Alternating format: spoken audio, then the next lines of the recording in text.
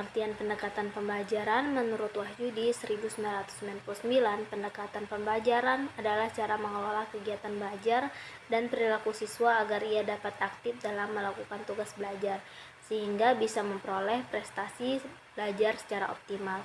Kata pendekatan secara harfiah merupakan kata dari bahasa Inggris yakni approach yang berartikan jalan atau tindakan mendekati atau penghampiran.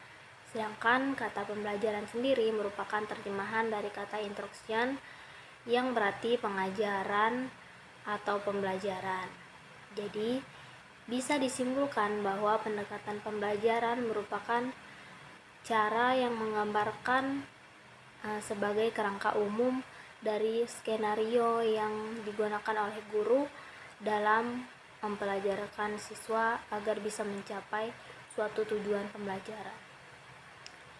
Perlu Anda ketahui, dalam pembelajaran terdapat dua kategori pendekatan, yaitu yang pertama pendekatan pembelajaran yang berorientasi atau berpusat pada peserta didik, di mana dalam pendekatan ini guru melakukan pendekatan dengan memberikan kesempatan kepada peserta didik agar bisa berperan aktif dalam proses pembelajaran. Sedangkan pendekatan yang kedua yaitu pendekatan belajar yang berorientasi atau berpusat pada guru, di mana pendekatan ini guru berperan sebagai subjek utama dalam proses pembelajaran.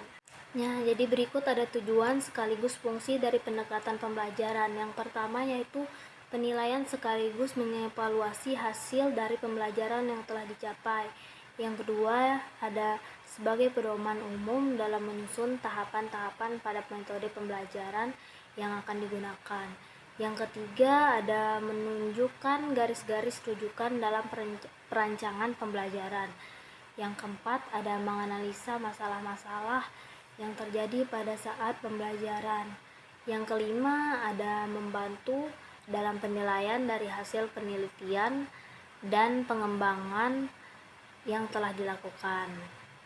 Selanjutnya ada jenis-jenis pendekatan pembelajaran. Yang pertama yaitu ada pendekatan individual. Pendekatan individual ini merupakan pendekatan langsung dilakukan oleh guru terhadap anak didiknya untuk memecahkan kasus anak didiknya tersebut.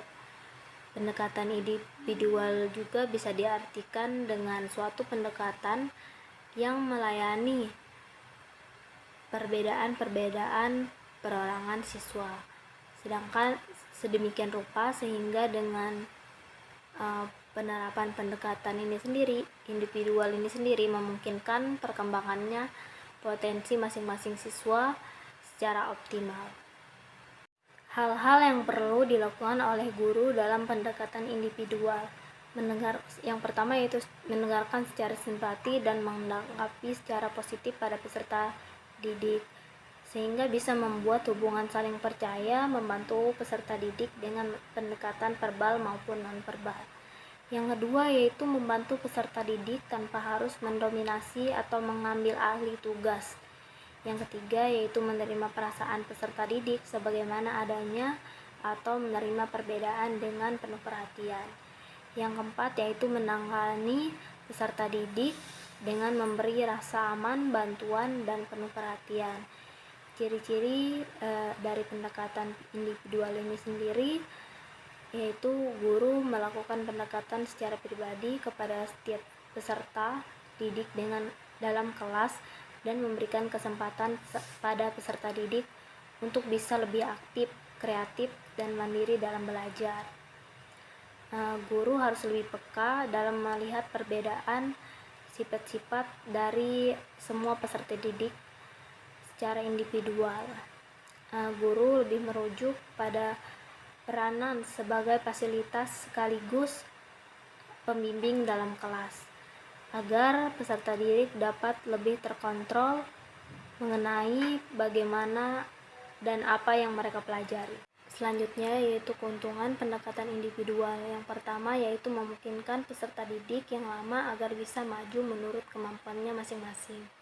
Yang kedua yaitu mencegah terjadinya ilusi dalam kemajuan agar tetap bersifat nyata. Yang ketiga yaitu mengarahkan perhatian peserta didik terhadap hasil belajar perorangan. Yang keempat yaitu memberikan peluang kepada peserta didik untuk bisa maju secara optimal dan juga bisa mengembangkan kemampuan yang dimilikinya. Yang kelima yaitu memusatkan pengajaran terhadap mata pelajaran dan pertumbuhan yang bersifat mendidik. Yang keenam yaitu menemukan hubungan pribadi yang menyenangkan antara peserta didik dengan guru. Yang ketujuh yaitu memberikan kesempatan bagi peserta didik yang pandai untuk bisa melatih inisiatif belajar yang lebih baik lagi. Yang kedelapan yaitu mengurangi hambatan dan mencegah eliminasi terhadap peserta didik yang tergolong lamban. Yang kesembilan selanjutnya yaitu ada pendekatan kelompok. Pendekatan kelompok sendiri adalah pendekatan yang dilakukan oleh guru dengan tujuan membina dan mengembangkan sikap sosial anak didik serta membina sikap ketidaksetiakawanan sosial. Pendekatan kelompok sendiri memang suatu waktu diperlukan dan perlu digunakan untuk membina dan mengembangkan sikap sosial peserta didik. Yang selanjutnya yaitu pendekatan bervariasi. Pendekatan bervariasi adalah suatu pendekatan yang dilakukan guru untuk menghadapi permasalahan anak didik yang bervariasi dengan menggunakan teknik pemecahan masalah tersebut. Saat guru dihadapkan kepada permasalahan peserta didik yang bervariasi, maka guru juga akan berhadapan dengan permasalahan yang bervariasi. Selanjutnya yaitu pendekatan edukatif. Pendekatan edukatif ini sendiri adalah suatu pendekatan yang dilakukan guru terhadap anak didik yang bernilai pendidikan dengan tujuan untuk mendidik anak didik agar bisa menghargai norma hukum, norma susila, norma moral sosial, dan norma agama. Selanjutnya yang kelima ada pendekatan keagamaan. Pendekatan keagamaan adalah pendekatan yang memasukkan unsur-unsur agama dalam setiap mata pelajaran dan untuk menanamkan jiwa agama kepada peserta didik. Yang keenam ada pendekatan pengalaman. Pendekatan pengalaman adalah sebuah pendekatan yang dilakukan oleh guru dengan memberikan pengalaman terhadap peserta didik dalam rangka menanamkan nilai-nilai pendidikan. Yang ketujuh ada pendekatan pembiasaan. Pendekatan pembiasaan merupakan pendekatan yang dilakukan oleh guru terhadap para peserta didik dengan cara menanamkan kebiasaan yang baik dalam kehidupan mereka. Yang kedelapan yaitu ada pendekatan emosional. Pendekatan emosional merupakan pendekatan yang dilakukan oleh guru terhadap para peserta didiknya melalui rangsangan verbal maupun non-verbal, dan juga dengan sentuhan emosi atau perasaan. Yang kesembilan yaitu pendekatan rasional. Pendekatan rasional merupakan suatu pendekatan yang dilakukan guru terhadap peserta didik dengan cara membimbing perkembangan berpikir siswa ke arah yang lebih baik sesuai dengan tingkat usianya. Yang ke-10 ada pendekatan fungsional.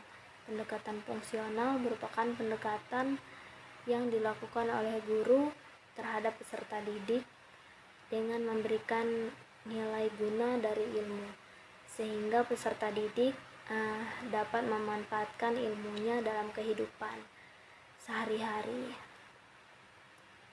sesuai dengan tingkat perkembangan dirinya. Nah, itu tadi dia guys, sedikit penjelasan dari aku. Sampai jumpa di video selanjutnya.